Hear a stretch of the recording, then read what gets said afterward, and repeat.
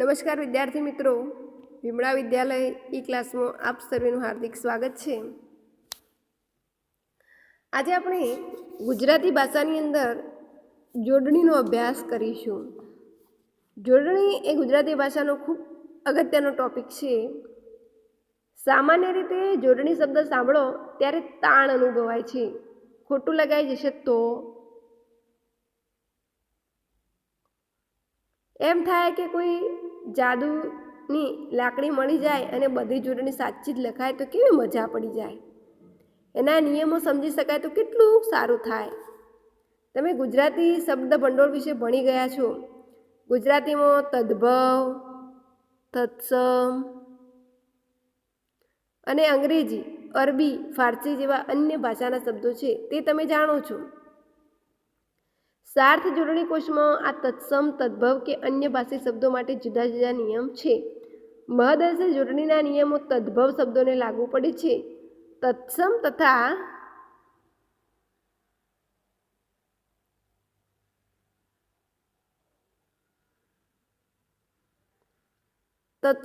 અન્ય ભાષી શબ્દોની જોડણી તેમની મૂળ ભાષાની જોડણીને અનુસરીને કરવાની હોય છે। જેમ કે ઈરાક મૂળ અરબી જોડણી અનુસાર હસ્વ ઈ ધરાવે છે, તો ઈરાન ફારસી જોડણીને અનુસરીને દીર્ઘ ઈ ધરાવે છે।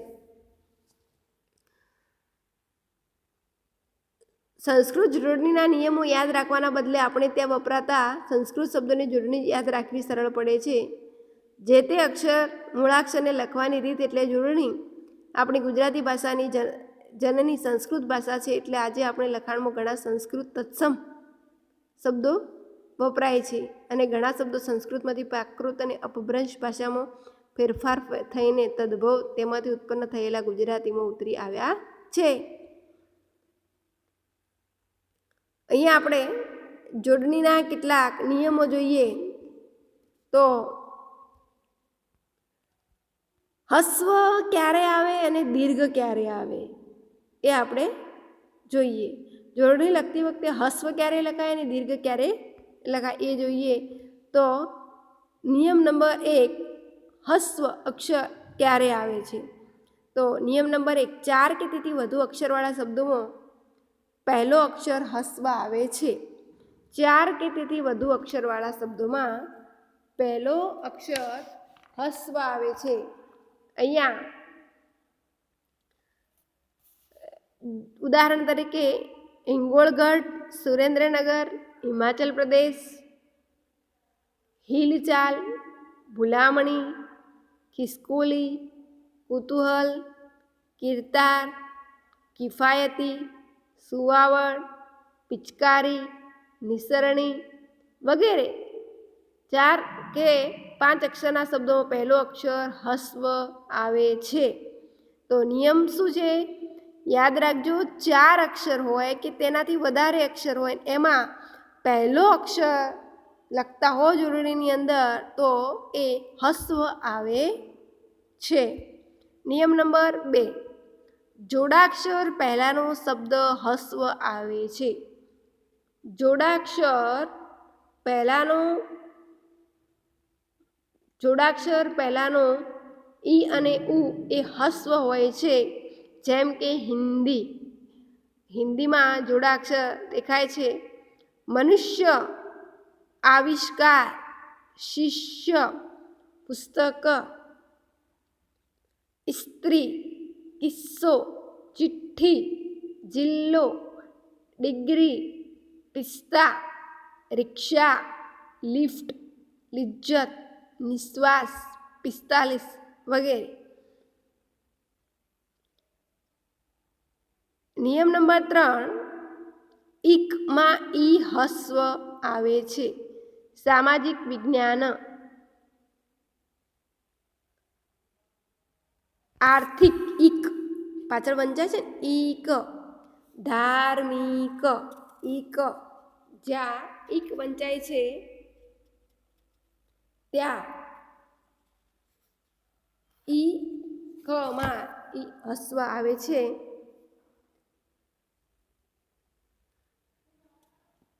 ધાર્મિક, પૌરાણિક,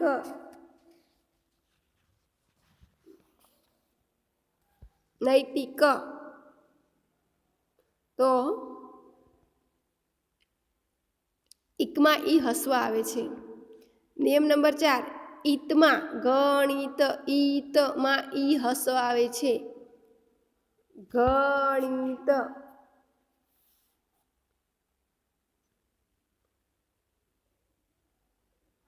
પુનિત, લલિત, ઈત, સુમિત. તો ઈત પાછળ ઈત વંચાતું હોય તો ઈતમાં ઈ હસ્વ આવે છે. નિયમ નંબર 5, ય પહેલાનું અક્ષર હંમેશા હસ્વ આવે છે. પ્રિય, ય આવ્યો પાછળ તો આગળ પ્રિ એ હસ્વ લખાય છે. પાળિયાદ, ક્ષત્રિય, દાંડિયા, મોરિયા.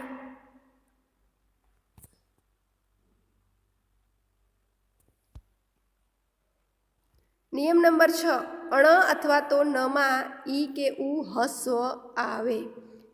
અણ અથવા તો નમાં ઈ કે ઉ હસ્વ આવે. યોગીની, તપસ્વીની, રોહિણી. પાછળ અણ આવતો હોય અથવા ન આવતો હોય તો ઈ કે ઉ હસ્વ આવે છે. નિયમ નંબર 7, એક અક્ષરમાં અનુસ્વાર હોય તો તે હસ્વ થાય. એક અક્ષરમાં માથે અનુસ્વાર હોય તો જ હસ્વ થાય. અનુસ્વાર ન હોય તો દીર્ઘ બની જાય છે. હું, શું, તું, છું વગેરે. હવે દીર્ઘ અક્ષર ક્યારે લખાય છે? દીર્ઘ અક્ષર ક્યારે લખાય તો નિયમ નંબર 1, ઈન કે ઈકમાં ઈ દીર્ઘ આવે છે. ઈન, ચીન, પ્રાચીન, રાજકીય, રાષ્ટ્રીય. ઈન કે ઈકમાં ઈ દીર્ઘ આવે છે. રાષ્ટ્રીય, ભારતીય. નિયમ નંબર 2, એક અક્ષરમાં અનુસ્વાર ન હોય તો દીર્ઘ આવે. લુ, કી, જુ, શ્રી વગેરે.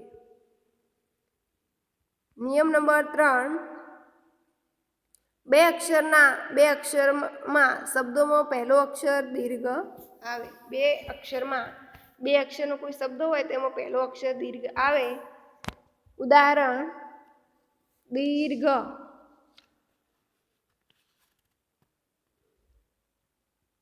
ભીત,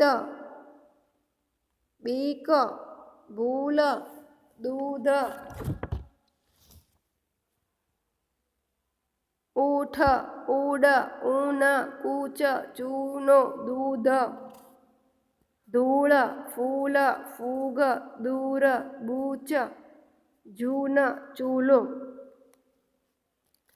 સામાન્ય રીતે બે અક્ષરના શબ્દોમાં પહેલો અક્ષર દીર્ઘ હોય છે. જેમ કે ગીધ, ચીજ, જીત, ફીણ, મીણ, રીત, શીખ, શીરો, હીરો, છીણ, ખેત.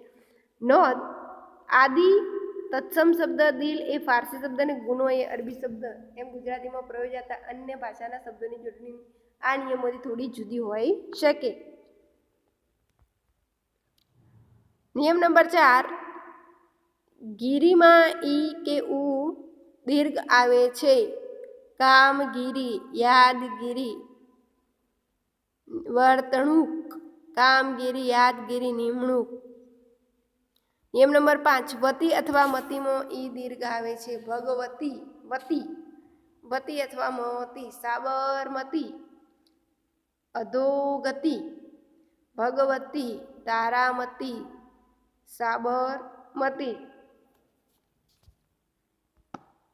નિયમ નંબર 6, ઈક્ષમાં ઈ દીર્ઘ આવે છે.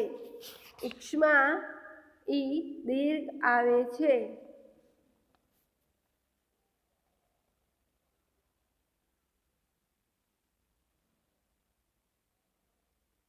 નિરીક્ષક, પરીક્ષક, પરીક્ષા, ઈક્ષા, પરીક્ષાર્થી. ઘણા વિદ્યાર્થીઓને પરીક્ષાની જોડણીમાં ભૂલ થાય છે. તો પરીક્ષા, ઈક્ષમાં ઈ દીર્ઘ આવે છે. નિરીક્ષક. નિયમ નંબર 7, રેફ પહેલાંનો અક્ષર દીર્ઘ આવે છે. રેફ આવ્યો હોય તો એની પહેલાંનો અક્ષર દીર્ઘ આવે છે. ઉદાહરણ જોઈએ તો દીર્ઘ, મૂર્તિ, સ્મૃતિ, આશીર્વાદ, શીર્ષક. અહીંયા રેફ પહેલાંનો અક્ષર દીર્ઘ આવે છે. રેફ પહેલાંનો અક્ષર દીર્ઘ આવે છે. 3 અક્ષરના શબ્દમાં 3 અક્ષરની જોડણી ખૂબ સરળ છે. તેમાં માત્ર તમારે એક જ વાત યાદ રાખવાની છે. સામાન્ય રીતે પહેલા અને બીજા બંને અક્ષર સરખા નહીં હોય, એટલે કે બંને અક્ષર હસ્વ કે બંને અક્ષર દીર્ઘ નહીં હોય.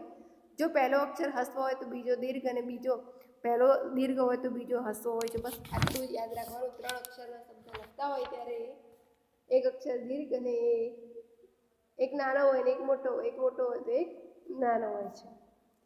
ઇનામ, ઈરાદો, કિનારો, વિદાય, વિસાત, શિકાર, દિવેટ, દિવેલ, બિલાડી, સિસોટી વગેરે. જોડણીના આટલા નિયમો ખાસ ધ્યાન રાખી અને 2 થી 3 વાર જોજો, ઝડપથી યાદ રહી જશે.